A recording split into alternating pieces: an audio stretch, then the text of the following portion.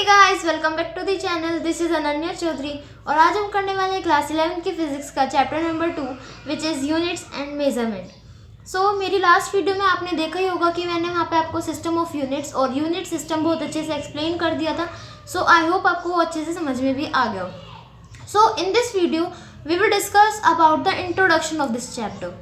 सो ये जो वीडियो है ये इस चैप्टर का इंट्रोडक्शन पार्ट होने वाली है। तो इस वीडियो में हम बात करेंगे कि फिजिकल क्वांटिटीज़ क्या होती हैं, उनका क्लासिफिकेशन और बहुत सारी चीज़ें वो हम इस वीडियो में थोड़ा बहुत डिस्कस करने वाले हैं। सो फर्स्ट ऑफ ऑल हमारी फिजिकल क्वांटिटीज़ होती क्या हैं। तो फिजिकल क्वांटिटीज़ फिजिकल वर्ड से हमें समझ में आता है जिसकी वजह से फिजिकल अपीयरेंस हो जाता है, ऐसे ही फिजिकल क्वांटिटीज़ होती हैं। सो ऐसी क्वांटिटीज़ जिनको हम मेज़र कर सकते हैं उनको हम फिजिकल क्वांटिटीज़ बोलते हैं। तो कैसी क्वांटिटीज़? ऐसी क्वांटिटीज़ जिनको हम मेज़र कर सकते हैं उनको हम फिजिकल क्वांटिटीज़ बोलते हैं। जैसे कि हमारी मास हो गया, जैसे कोई भी एक टेबल चेयर है, जैसे एक ये नोटबुक है, तो हम जो है इसका क्या कहते हैं, इसको मेज़र कर सकते हैं कि इसकी लेंथ कितनी है, इसका वेट कितना है, इसकी ब्रेड्थ कितनी है। तो ये सब क्या है, हम मेज़र कर सकते हैं। और साथ ही साथ हमारा एक टेबल, मान लीजिए टेबल है, हम उसकी लेंथ मेज़र कर सकते हैं, मास उसका मास मेज़र कर सकते हैं। तो ये सब चीज़ें क्या है, इन सब को हम मेज़र कर सकते हैं। लेकिन क्या हम सोल, हैप्पीनेस, इन सब चीज़ों को मेज़र कर सकते हैं? सैडनेस हो गई, नहीं कर सकते ना। तो ये सब क्या है, हमारी फिजिकल क्वांटिटीज़ नहीं होती। जैसे सोल हो गई, सैडनेस, हैप्पीनेस, ये सब हमारी फिजिकल क्वांटिटीज़ नहीं होती है। फिजिकल क्वांटिटीज़ होती है हमारी जैसे मास, डेंसिटी, वॉल्यूम हो गई और हमारा वेलोसिटी। ये सब क्या है, हमारी फिजिकल क्वांटिटीज़ है जिनको हम मेज़र कर सकते हैं। सो ये थी हमारी फिजिकल क्वांटिटीज़। अब फिजिकल क्वांटिटीज़ का क्लासिफिकेशन होता है, वो हमारी दो क्वांटिटीज़ में उसका क्लासिफिकेशन होता है। फर्स्ट होती है हमारी scalar quantity and the second is vector quantity. तो स्केलर क्वांटिटीज़ हमारी वो क्वांटिटीज़ होती हैं जिनके पास सिर्फ मैग्नीट्यूड होता है, डायरेक्शन नहीं होती है।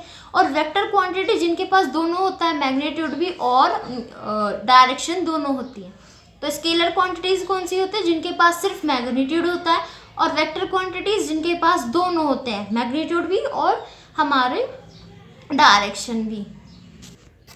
तो हमारी कुछ ऐसी क्वांटिटीज़ भी होती हैं जिनको हम ना तो यूनिट से स्पेसिफाई कर सकते हैं, ना मैग्नीट्यूड से, और ना ही डायरेक्शन से। तो ऐसी क्वांटिटीज़ को हम टेंसर बोलते हैं। तो टेंसर कौन सी क्वांटिटीज़ होती है जिनको हम ना तो डायरेक्शन से स्पेसिफाई कर सकते हैं, ना मैग्नीट्यूड से, ना ही हम उसको डायरेक्ट यूनिट से उसको स्पेसिफाई कर सकते हैं। तो ऐसी क्वांटिटीज़ को हम टेंसर बोलते हैं। तो टेंसर कैसी क्वांटिटीज़ होती हैं जिनको हम ना तो यूनिट, ना मैग्नीट्यूड, ना डायरेक्शन से स्पेसिफाई बिल्कुल नहीं कर सकते हैं, उनको हम टेंसर बोलते हैं। एग्जांपल जैसे हमारा करंट हो गया, मोमेंट ऑफ इनर्शिया, ये सब क्या है हमारी टेंसर। ये टेंसर एक फिजिकल क्वांटिटी है, ये हमारे एग्जाम में पूछने को आ जाता है, तो मैंने आपको बता दिया, इंपॉर्टेंट है।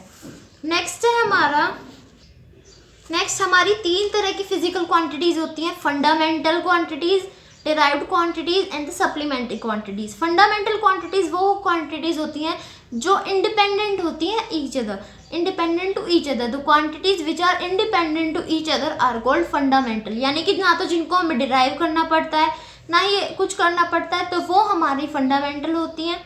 नेक्स्ट हमारी है सेकंड डिराइव्ड क्वांटिटीज़ वो क्वांटिटीज़ होती हैं जिनको हम फंडामेंटल क्वांटिटीज़ से डिराइव करते हैं। तो डिराइव्ड क्वांटिटीज़ कौन सी क्वांटिटीज़ होती हैं जिनको हम फंडामेंटल क्वांटिटीज़ के द्वारा डिराइव करते हैं। जैसे लेंथ है हमारी, एक फंडामेंटल क्वांटिटी है, लेंथ हमने किसी से डिराइव नहीं की है, तो लेंथ एक हमारी फंडामेंटल क्वांटिटी, और वॉल्यूम हमारी डिराइव्ड क्वांटिटी है। तो लेंथ हमारा L होता है और वॉल्यूम क्या होगी हमारी L3, यानी कि length into breadth into height. तो तीनों की जो हमारा होगा वो L3 हो जाएगा। तो ये क्या है, वॉल्यूम एक डिराइव्ड क्वांटिटी है। ऐसे ही हमारा डेंसिटी ले लेते हैं। डेंसिटी होती है हमारी मास बाय वॉल्यूम। मास हमारी एक फंडामेंटल क्वांटिटी और डेंसिटी हमारी एक डिराइव्ड क्वांटिटी हो जाती है। तो आई होप आपको ये दोनों अच्छे समझ में आई हो। नेक्स्ट है हमारी सप्लीमेंट्री क्वांटिटीज। सप्लीमेंट्री क्वांटिटीज में हमारी दो एंगल्स आते हैं, एक प्लेन एंगल्स और एक होता है हमारा सॉलिड एंगल। प्लेन एंगल को हम रेडियन बोलते हैं और सॉलिड एंगल को हम स्टेरेडियन बोलते हैं। तो ये थी हमारी तीन फिजिकल क्वांटिटीज। नेक्स्ट है हमारा यूनिट। अब यूनिट क्या होता है इसको हम अपनी नेक्स्ट वीडियो में कवर करेंगे।